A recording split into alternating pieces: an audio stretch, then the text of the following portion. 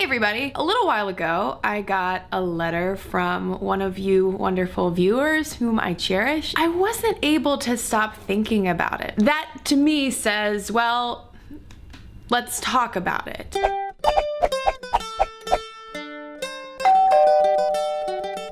I'm not going to post any direct excerpts from that letter sent to me because I want to protect and respect that person's anonymity and privacy, and also respect and protect the trust given to me by virtue of them sharing it with me. In a nutshell, what happened to this person, and I have a feeling has happened to a lot of other persons, was a situation involving someone this person knew, mix in alcohol and drugs, sex consensual up until a point to which it is not anymore. And this person put up resistance, not in the form of directly saying no, but trying to communicate in other kinds of body language, and it continued. The next morning, this person woke up with a hazy idea of what had happened, but a very clear feeling and gut instinct that something had gone wrong, that something had been violated. This person has carried this around for years. A lot of times, I think there is this question going on and on and on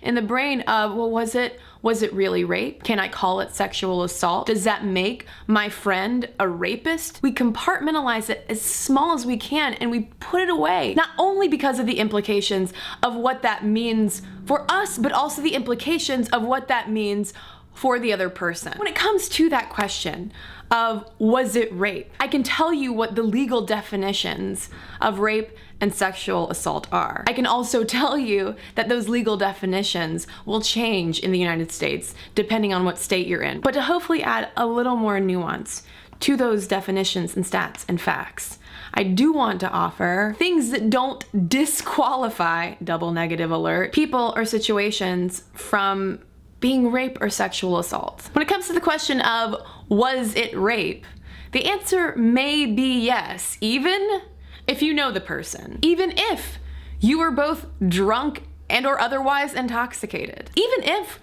you never said no, even if it started off consensual, even if you felt personally guilty afterwards, even if you never contacted the police, even if you've never been able to bring yourself to call it rape or sexual assault because it just feels too ugly or too traumatic or too hurtful, even if something happened and you aren't entirely sure what it was, but you have that gut feeling that it was not right, that a violation occurred, trust that instinct. It doesn't matter if it happened 20 minutes ago or 20 years ago. There is no statute of limitations for personal healing that can take place by first reaching out to those resources available, whether it's someone with your school's counseling center or reaching out to a local rape crisis center or calling a rape crisis hotline, having someone you can talk to finally answer that question that goes on and on and on and on in your brain of was it rape? Was it rape? Am I just making all of this up? From there,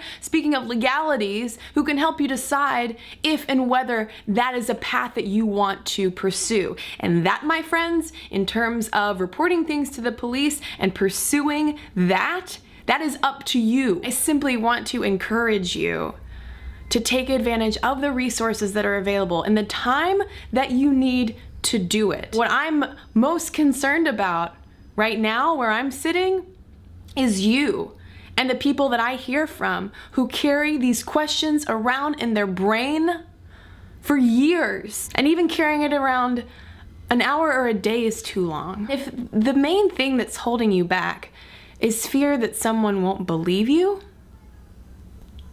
here's one person. I believe you.